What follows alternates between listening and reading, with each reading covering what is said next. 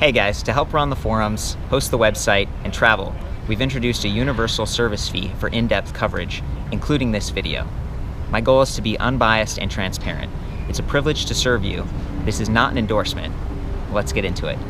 Hey guys, we're in Fullerton, California. I'm hanging out with Sam from the Electric Bicycle Center, and we're checking out a brand new company called EMOJO. Actually, these guys have been around since 2013, and the company builds motorcycles and like electric, sounds like moped kind of things, and they've been doing that since 1997. They have a factory in Shanghai, China, or near there. So it's pretty neat to see them getting into electric bikes, and this is one of their latest and greatest. This is the Panther. All of their bikes are named after like big cats. So this one, what's really unique about it is that the tire size is 27.5 by 3 inches. That's actually a plus size rating. Plus size tires run 2.6, 2.8, and 3. So this is like the largest of a plus size tire. It's not quite a fat tire, which is 4 or 4.9. So this is kind of like, it's unique. It's right in the middle. You actually get a pretty wide diameter, which lowers the attack angle, a lot of air volume here, and that creates a nice comfortable feel. This is like traditionally a mountain bike tire size. So to see it on a comfort cruiser is, again, just really interesting. It reduces the weight, maybe makes it a little bit more nimble. Steering isn't going to be quite so, it's not going to require as much energy. Like if you've ever ridden one of those fat tires, you hear the knobs on the concrete, you feel the weight of that front wheel a lot more. But they're more capable if you get into sand or snow and you can lower the tire pressure. So for me, this is a very functional size.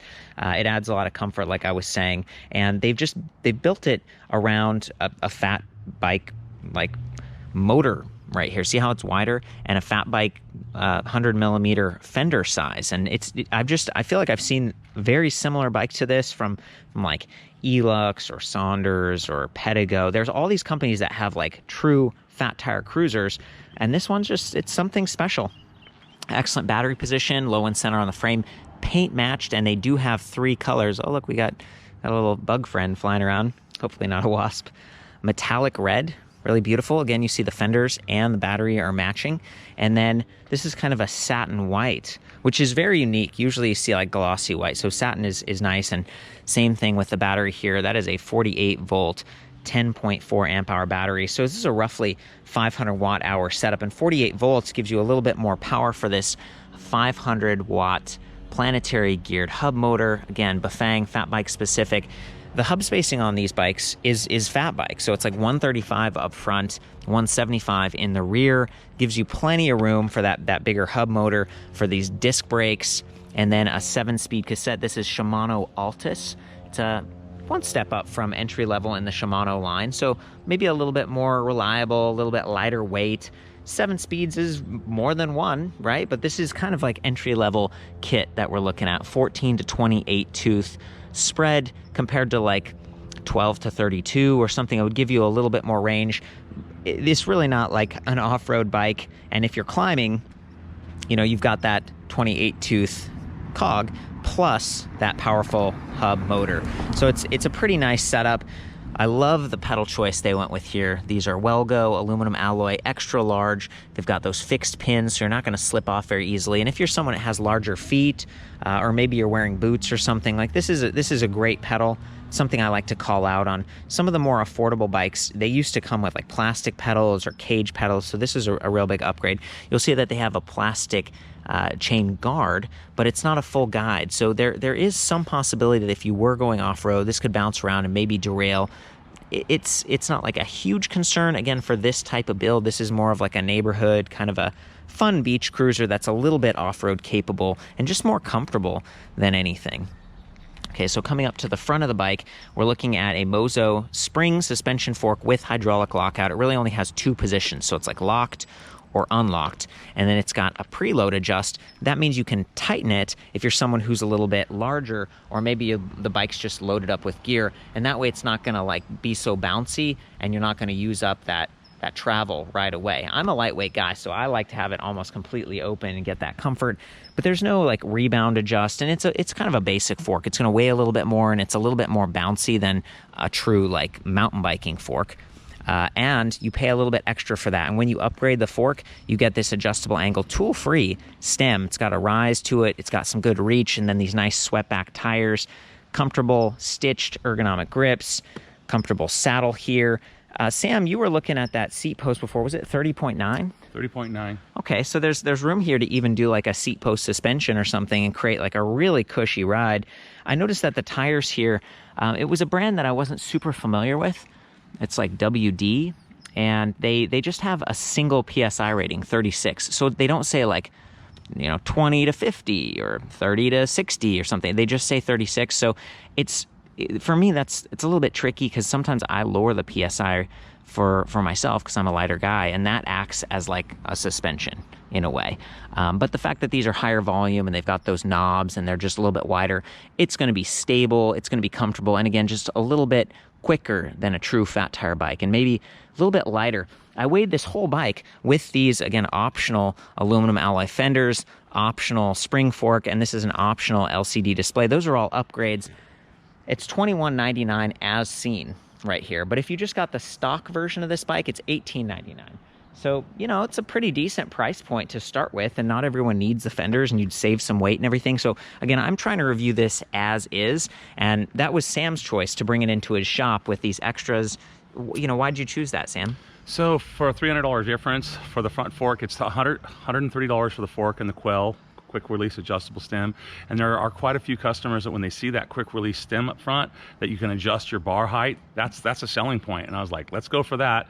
And we might as well get the fenders, which are $55, and the rear rack, which was $55. So it's $300 in upgrades, along with the $80 display, which normally is going to be an LCD display. LED. Yeah. Very good. And this is the LCD, which gives you a lot more information. And this is a grayscale LCD. It's pretty nice. I'm going to get into that in a minute. They also have a nicer color LCD that's like right there in the center. Lots of interesting options from this company. And again, you look at the paint and stuff, they've got some cool branding going on. And down here it says designed in California. This company is based in Irvine, which is a pretty nice area. And then for them to own the factory or be some sort of a partner or something in Shanghai, gives them a lot of options. And so it's neat that they pass those on to the consumer. I'm going to hit some of the other specs real quick, but yeah, Sam is right. You pay a little bit more for this rack, but worth doing, in my opinion. You can put like a trunk bag right there. It's got this spring latch, standard gauge tubing, so you could put panniers along the side. And this is a blocker, so they won't touch those knobs if you're riding around and the wind is blowing, that kind of thing. It's really nice. This is fat bike specific, even though technically this is like some sort of hybrid fat bike. Coming over to the other side, look at this internally routed cables.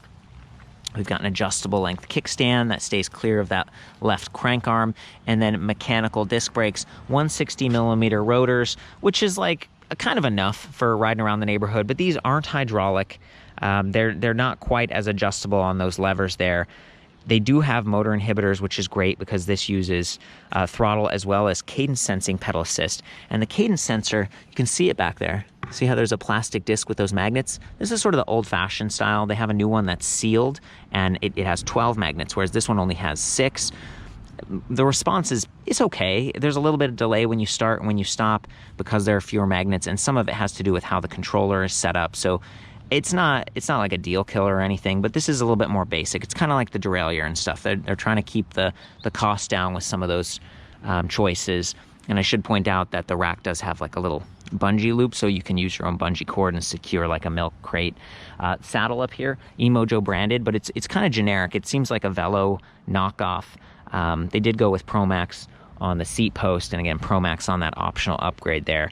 I like the step-through design. This frame it's a little bit flexy. See how the rear of the frame is like kind of bouncing around a little bit when I do that? That's called frame flex. It happens a lot on step-through bikes, and especially when you got fenders and a rack and a big powerful motor and stuff. That's kind of to be expected. I believe this bike only comes in step-through, which makes it very approachable. And again, that's one of the trade-offs. I haven't noticed any speed wobble, and I rode with no hands on the way here just to test it, and I'll do that again later. What's your experience been as a bigger guy, Sam? Yeah, so when this bike came into the shop, that's what struck me first of all, is I'd never seen anything. You know, I sell a lot of mountain bikes with the plus size tires, and I was like, I've never seen anything that's in a comfort cruiser with those plus size tires. Yeah. And I was like, yeah, I'll take it. Let's try it out. You guys are local, you're out of Irvine. Let's spread the love a little bit and try something new out in the store. So they're pretty new to us. We've only had them for about a month now, and we'll see how it goes. I wanted to address one other thing. When my wife looked at it, she's like, who's gonna be able to fit on this thing? It's like got a 24-inch to get over here. I'm 6'4", you know, and the seat's fairly far down there. But if you're a taller guy or a bigger guy or gal, I had a girl in the shop was 6'1", and I'm like, I got the perfect bike for you. Yeah. And we showed her the Panther. Was the first bike in the shop we showed her. Well, I'm 5'9", and this has felt fine for me. I'm sort of like a sporty rider though, so I actually raised the seat even higher so I can get that full leg extension. These are 170 millimeter cranks. It's a nice feeling bike. It actually rides pretty smooth, and I want to point out that the battery does have a USB, this is type A full size charging port, and I plugged my iPhone into it and it was actually charging, so you could get a right angle adapter and use your phone display, or maybe you take that off when it's a hot day like today. If you leave this bike in your garage or something and the battery's on it, the battery is going to heat up, and that can kind of degrade the cells over time. These are lithium ion cells. I asked if there were any specific brand like Samsung, LG, and they were like, no, they're just kind of generic cells. But the company, having been around for a while and working with shops, for me, that's a big deal, being able to test ride it and actually getting some support. It's a year-long comprehensive warranty. And again, for me, that was like one of the little highlights, and then just some battery tips. Weighs about, I think it was 6.7 pounds on that battery, and maybe 8.5 pounds on the motor back there. It's fairly well balanced. We lifted it up at the saddle right here when we were weighing it, and it tipped forward a little bit because of that spring suspension. So they actually add a lot of weight, plus the swept-back handlebars and stuff. It's got a little bell. It's got a thumb shifter up here, which isn't my preference. I like trigger shifters down here. They're a little easier and faster for me to use versus way up with my thumb and reaching forward. But they wanted to get the trigger throttle on the right. And so you really can't have trigger shifters with a trigger throttle, so they went with this thumb shifter up here, and it gets the job done. It's actually pretty easy to use if you're wearing gloves. It's very intuitive for people who might not be used to riding bikes as much, and I love having a throttle, especially for a bigger bike. Again, 66.7 pounds on this, getting it started, climbing hills. You know, maybe you're someone who lowers the saddle all the way down. You just want to ride this like a scooter. You're not going to be pedaling as much. You've got the throttle. So this is class 2. The throttle is limited by the level of assist that you're in. So I'm going to come over here, and actually as I'm on my way there, I just want to point out this is the charger. It's a D-Power 2 amp, very standard, weighs about 1.5 pounds, easy to fit in your backpack and take with you on a ride and, you know, top off. But being 2 amp to charge that 500 watt hour battery, it's going to take probably about 6 hours, and I was estimating the range on this bike to like 25 to 40 miles, really depending on how much you use that throttle, what level of assist you ride in. And actually that brings us back to the display. So let me just boot it up. This is the middle level display. It's not the LED, but it's not the fanciest color display. I actually like it. It's fairly reachable. It does adjust a little bit, so if you're getting glare, it's not removable. So it's going to take some sun and maybe some water wear over time, but they're all designed to be you know, water resistant. So we've got a 5-bar infographic for the battery. It always starts in pedal assist level 1, and the throttle is hot. Okay, if we take it down to like 0, the throttle is off, and so that's worth noting. I usually get on a bike before I turn it on and off just for safety, but as soon as we go up to 1, the throttle goes active. And I tested it, and the assist level actually limits the throttle power, so you're not getting full override, which to me is kind of a bummer. I like to be able to just juice it with the throttle. This is a variable speed throttle, so the further you push, the more juice you're going to get. So why not give me all the juice if I want it? The juice is loose. And then we go up to pedal assist level 5, and of course that's going to be the zippiest feeling with the cadence sensor down there and with the throttle. It's the most powerful. Current speed, it's in miles per hour right now, but I'll show you how to change that. And then odometer at the bottom. If we press the M button, it cycles through trip distance, trip time, watts, so that gives you some idea of how hard the motor's working. And then odometer, max speed, average speed. There's lots of stuff in here. So if we hold plus, we get backlighting. The display brightens up, but there are no lights built into this. It's just kind of naked that way. You could add your own lights aftermarket if you want to. Put them on a helmet or a backpack maybe. And if we hold the minus button, we do have walk assist, which is nice, especially for a, you know, kind of a larger bike. Maybe you get a flat tire, or you're walking through the park and it's just not appropriate to ride the bike. Walk assist is really nice to have. If we want, we can hold plus and minus for just a couple seconds.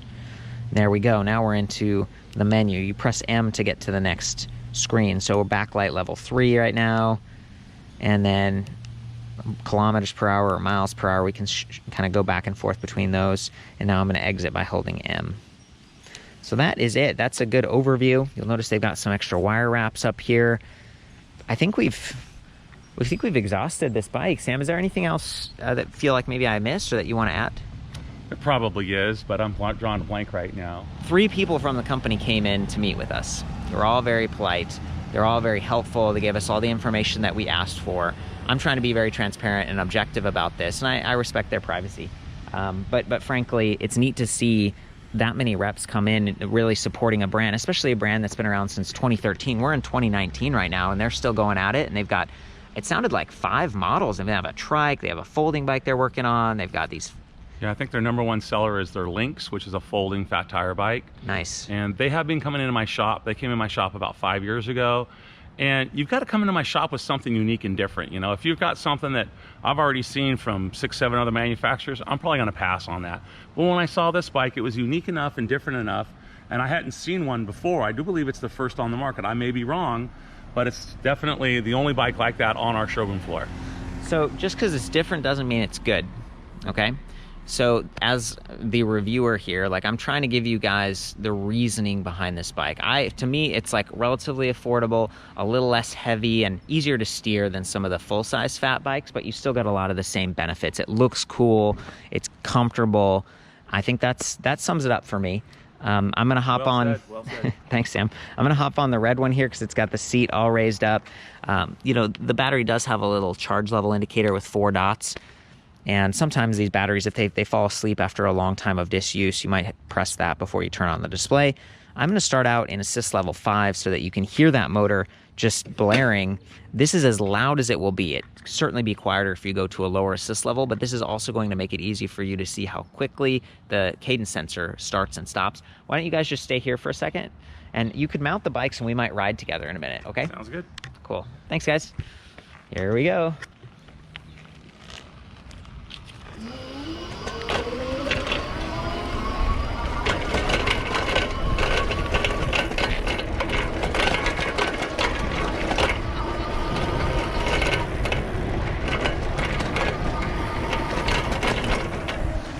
So there is a delay when I start and stop pedaling, and you probably heard a little bit of rattling. That was probably mostly the fenders.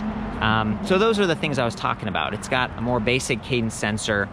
There's a little bit of weight and some extra, you know, noise associated with those fenders, but that's because the street totally sucks. I mean, look at it. Really use some TLC. But now that we're in assist level 5, I can show you that throttle. So I'm gonna juice it and we'll just take right off.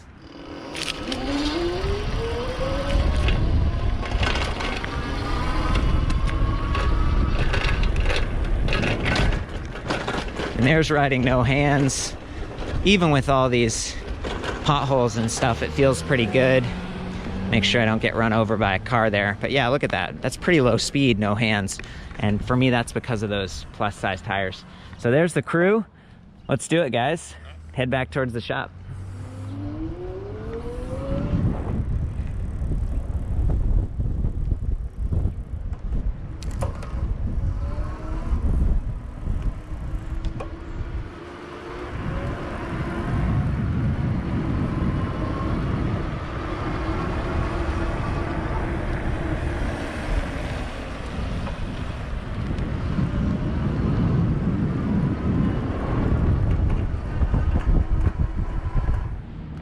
Okay guys, from here you can see the 48 tooth steel chainring with that plastic guard so your pant leg or your skirt won't touch the chain and get snagged. Love those pedals. 14 to 28 teeth in the rear, which is, again, this is kind of entry level stuff, but They did upgrade to Altus, so instead of tourney, it's one step up, and I appreciate that. We got the motor power cable. It's a little bit exposed. There's more wires. This is the drive side, and that's why the kickstand is on the other side. So if the bike tips, you kind of want to tip to the left. That's sort of a mountain biking philosophy.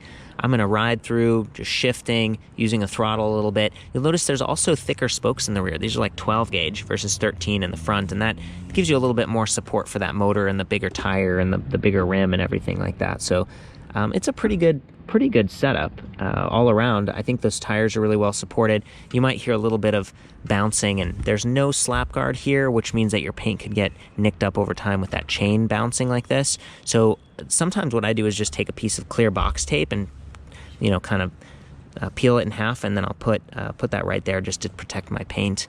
Done that with my fancier mountain bikes before. So I'm in the highest level of assist. You're going to get the most pronounced motor noise. Here we go.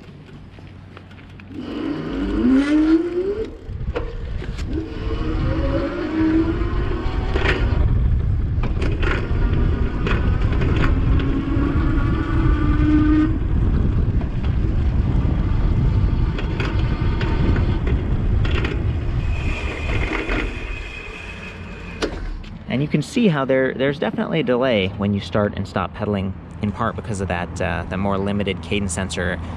Room for improvement there, but again, with a trigger throttle, you can juice it up whenever you need, and that's nice. And those brake inhibitors, so either brake lever is going to kill power to the entire system, which is a great safety feature. And Sam was just saying, you know, how this really balances like the comfort and the fun of a fat tire bike, but a little bit more approachable, a little bit more nimble, and I agree. Brake test. Nice. And you can see there was a little bit of dive there because the preload isn't on, and he's got the suspension fork completely wide open. This is fun, man. Thank you so much for you know, inviting us down to check out these bikes, and especially for showing the different colors. Like it's been really fun working with the company a little bit, sharing this new bike with you. That is the Panther from EMOJO. For the full written review with length, width, height, standover height, minimum saddle height, all the details, I'll see you guys back at ElectricBikeReview.com. And there is a comparison engine and a forum there. So sound off if you've got one of these bikes from the past, or maybe you have some questions about tire size or whatever. I'll try to help you. Other people will chime in. Love you guys. Ride safe. We'll see you next time.